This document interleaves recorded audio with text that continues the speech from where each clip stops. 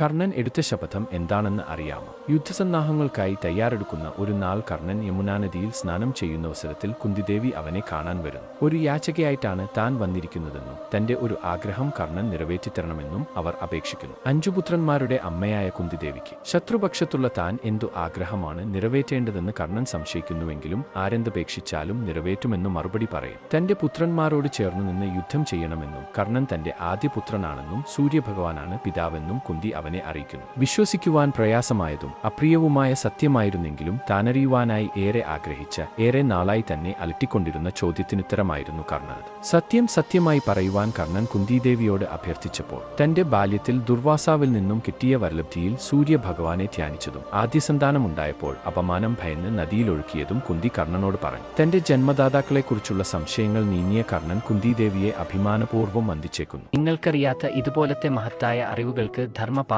പിന്തുടരുക.